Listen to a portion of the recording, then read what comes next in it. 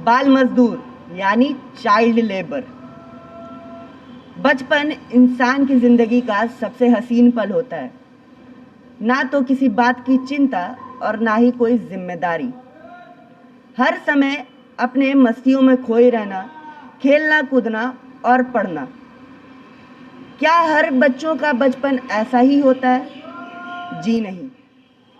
किसी भी क्षेत्र में बच्चों द्वारा बचपन में दी गई सेवा को ही बाल मजदूरी कहते हैं। भारत में यह स्थिति भयावह हो चुकी है और दुनिया भर में भारत में सबसे ज़्यादा बाल मजदूर मौजूद हैं। माना जा रहा है कि आज 60 मिलियन बाल मजदूर मौजूद हैं। अगर ये आंकड़े सही हैं तब सरकार को अपनी आंखें खोल लेनी चाहिए, क्योंकि आगे चलकर ये आंकड़े हमारे भविष्य को कंगाल कर सकती है। सरकार ने इसकी रोकथाम के लिए 1986 में बाल मजदूरी एक्ट निकाला, जिसके तहत बाल मजदूरी को एक अपराध माना गया है। इस सब मुद्दों के लिए कई एनजीओ ने आगे आकर इसके रोकथाम के लिए काफ़ी ज़्यादा कैंपेन किया है और बहुत सारा प्रोग्राम किया है। अभी हम मौजूद हैं हेल्पिंग हैंड्स फैन क्लब में और हम आपको बताते हैं कि ये जो एनजीओ है इसने बाल मजदूरी पे काफ़ी ज़्यादा काम किया है और साथ ही साथ गरीब बच्चों के शिक्षा पे भी ध्यान देते हैं। हम आ चुके हैं, अब हम अंदर चलेंगे और उत्कर्ष जी से बात करेंगे और जानेंगे कि आखिर बाल मजदूरी का कारण क्या है, क्या हेल्पिंग हैंड्स ने क्या कुछ रोल निभाया है इसके रोकथाम के लिए। उत्कर्ष जी, आप हेल्पिंग हैंड एक एनजीओ चला रहे हैं, तो क्या कुछ आपने सोचा हेल्पिंग हैंड बनाने से पहले, हेल्पिंग हैंड के स्थापना से पहले कि आप हेल्पिंग हैंड बनाएं, उससे आप समाज के लिए कुछ काम कर सकें? देखिए, हेल्पिंग हैंड्स हमने इसलिए बनाया कि हमें बच्चों, जो आप अगर रोड पे जाते हैं तो आपने देखा होगा काफ़ी बच्चे जो हैं इधर से उधर घूमते रहते हैं, कुछ के हाथ में बैलून होते हैं, जो अपने बचपन से अनजान हो चुके हैं। उस चीज़ को जो है हम उनके बचपन को लौटाना चाहते हैं। हम उन्हें एजुकेशन प्रोवाइड करते हैं, हम उन्हें हर बेसिक नेसेसिटी से फुलफिल करते हैं, जिनसे उनकी ग्रोथ में जो है कोई इशू ना आए। तो हमारा मोटिव ये है हेल्पिंग हैंड्स का कि हमारे जो यूथ्स हैं वो एक साथ, एक प्लेटफॉर्म है कि हम सारे यूथ जो है एक साथ आए और अपने पावर से जो है इस सोसाइटी को चेंज कर सकें। तो इसके लिए हमारा हेल्पिंग हैंड एफसी बनाया गया। अच्छा, हेल्पिंग हैंड कब बनाया गया? देखिए, हम लोग तो वर्क 2017 से कर रहे हैं हेल्पिंग हैंड। फिर हम लोग 2019 में 1 अगस्त को जो है रजिस्ट्रेशन किया। हमारा वर्क 2017 से लगातार चलता आ रहा है। कितने लोग आपके साथ काम करते हैं? देखिए, हमारे मेंबर्स तो 50 एबव है जो हमारे साथ वर्क करते हैं, ग्राउंड लेवल पे वर्क करते हैं, रेगुलर बेसिस पे बच्चों को पढ़ाने के लिए हर सेंटर विजिट करते हैं। हमारे हर चीज़ में, जो पटना में फ्लड आई थी उस वक्त, जो अभी कोविड-19 की सिचुएशन थी उस वक्त, हर वक्त हमारे मेंबर्स जो हैं ऑन ग्राउंड वर्क कर रहे हैं। अच्छा, एक सवाल और कि अभी जो बिहार में ही आप लोग काम करें या बिहार से बाहर भी काम करें? नहीं, बिहार से यूपी में हम लोग काम कर रहे हैं, प्रयागराज।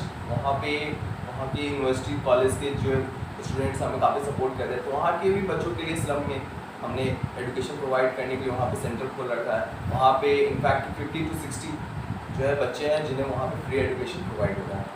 अच्छा, एक जो अहम मुद्दा अभी जो बिहार में है कि बिहार में बाल मजदूरी बहुत ज़्यादा होती है, ये आपको भी पता है। और क्या कुछ आपने किया है कि बच्चे बाल मजदूरी की तरफ नहीं जा कर के एजुकेशन की तरफ आएँ, उन्हें एजुकेशन आप प्रोवाइड कर रहे हैं? देखिए, सबसे बड़ी बात है कि बाल मजदूर के जो पिलर्स हैं, अनएम्प्लॉयमेंट, पॉवर्टी, एजुकेशन, तो हमने एजुकेशन को टारगेट किया और बच्चों को जो है बताया कि एजुकेशन से क्या हो सकता है। जो आज वो लाइफ जी रहे हैं, सर्वाइव कर रहे हैं, उससे बेटर लाइफ उनको देने की हमने बताया उन्हें कि इससे बेटर लाइफ वो जी सकते हैं। एजुकेशन से जो है उन्हें अच्छे बुरे की समझ है कि क्या उनके लिए गलत है, क्या उनके लिए सही है। ये सबसे बड़ी बात होती है, क्योंकि आप कहीं भी हों, अगर आपको पता नहीं है कि ये जो मैं कर रहा हूँ वो अच्छा है या बुरा है, तो आप कुछ भी कर सकते हैं। बुरा भी करेंगे आपके लिए वो अच्छा ही होगा। तो वो सबसे बड़ी उन्हें अच्छे और बुरे में समझ दिया, उन्हें ये बताया कि आप बच्चों को जो है एजुकेशन प्रोवाइड किया, उन्हें उनकी स्किल्स को जो है डेवलप करके आगे लाया। हम आप जस्ट एग्जांपल, हमारे बोर्डिंग सेंटर के बच्चे हैं, वहाँ पे आई थिंक 32 30 से above बच्चे हैं। वहाँ पे जब स्टार्ट हुई थी 2018 में, तो बच्चे काफ़ी ज़्यादा वहाँ की आप मेंटलिटी आप जाके देखो तो बच्चे आपस में झगड़ते रहते थे, ये सब कुछ।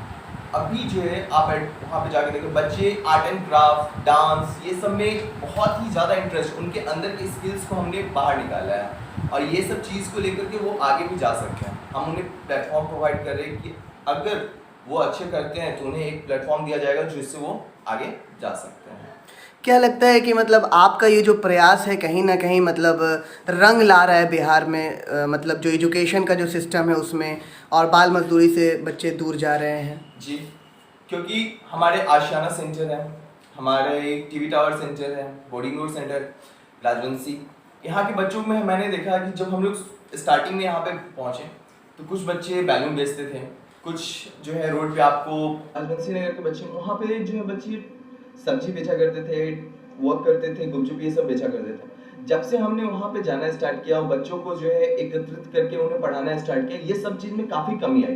पेरेंट्स को हमने सबसे पहले तक पेरेंट्स को जो है जागरूक किया वहाँ पे कि बच्चों को एजुकेशन देना क्यों ज़रूरी है, आखिर क्या रीज़न है कि बच्चों को जो है सही गलत का फर्क नहीं पता चलता है, आपको उन्हें क्या सिखाना चाहिए, क्या उन्हें समझाना चाहिए। क्योंकि आज आप बच्चों को देखते हैं रोड पे काफ़ी बैलून लेकर के निकलते हैं, बहुत सारी चीज़ें हो रही हैं, तो उस चीज़ को हमने वहाँ पे जाकर के समझाया, हर पेरेंट्स को जो है इस चीज़ से अवगत करवाया। तो जाके हमने देखा है काफ़ी ऐसे बच्चे हैं जो फिर से जो है एजुकेशन में आ रहे हैं, इंटरेस्ट ले रहे हैं, इंटरेस्ट लेके खुद से पढ़ने आते हैं। अगर हम लोग नहीं जब कभी लेट हो जाते हैं कुछ तो कॉल करके हमसे पूछते हैं कि सर आज क्यों नहीं आए। तो हम लोग इस चीज़ से पता चलता है कि बच्चे जो है बाल मजदूरी को छोड़ करके जो एजुकेशन की तरफ काफ़ी ज़्यादा आ रहे हैं।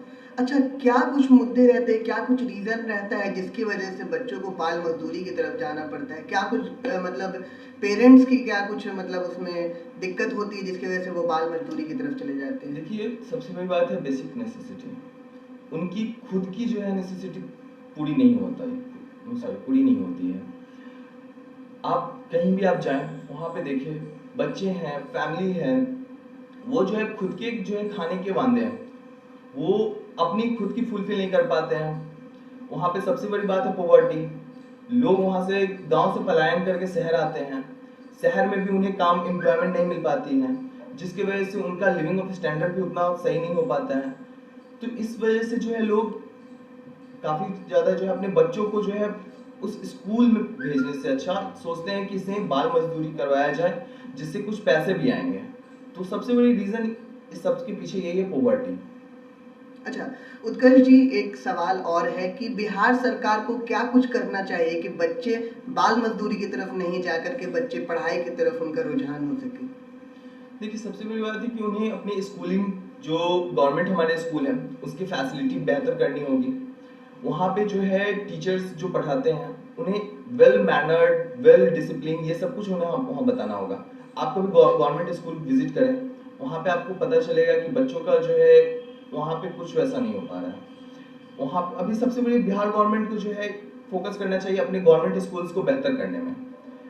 उसके बाद जो है आपको जागरूकता के लिए कैंपेन करना चाहिए, हर जगह बच्चों को बताना चाहिए, गांव-गांव उनके सबसे बड़े पेरेंट्स को बताना चाहिए जो कि अनपढ़ है, जो उनका पिछले जो क्या एजुकेटेड हैं वो उसी परंपरा को जो है आगे तक ला रहे हैं कि बच्चों हमने नहीं पढ़ा, हमारे बच्चे नहीं पढ़ेंगे, हमने जो है बाहर जाके बाल मजदूरी की है, हमने भी कमाया है तो हमारे बच्चे भी वही करेंगे।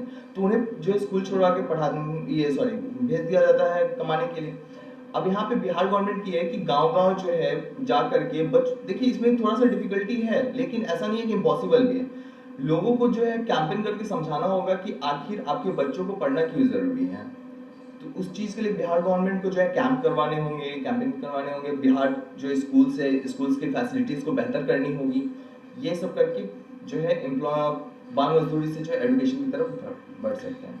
एक सवाल और कि आपने अभी कहा कि स्कूल की फैसिलिटीज़ अच्छी करनी होगी, और उसमें आपको नहीं लगता कि टीचर्स जो हैं, जो गवर्नमेंट स्कूल के टीचर होते हैं वो ज़्यादा एजुकेटेड नहीं होते हैं, इसी तरह से बिहार गवर्नमेंट उनको हायर कर लेती है और उसी की वजह से जो बच्चे हैं उनकी शिक्षा अच्छी नहीं हो पाती है? नहीं, ऐसा नहीं है, वो एजुकेटेड होते हैं, वो हायर आते हैं, बट उन पे जो है किसी की निगरानी नहीं होती है, जिसकी वजह से वो जो है बच्चों को कैसे भी पढ़ाते हैं, ट्रीट करते हैं, उन पे ये नहीं होता है, प्रेशर नहीं होता है कि बच्चों को हमें सही गाइडलाइंस देने हैं, बच्चों को हमको सही से पढ़ाना है।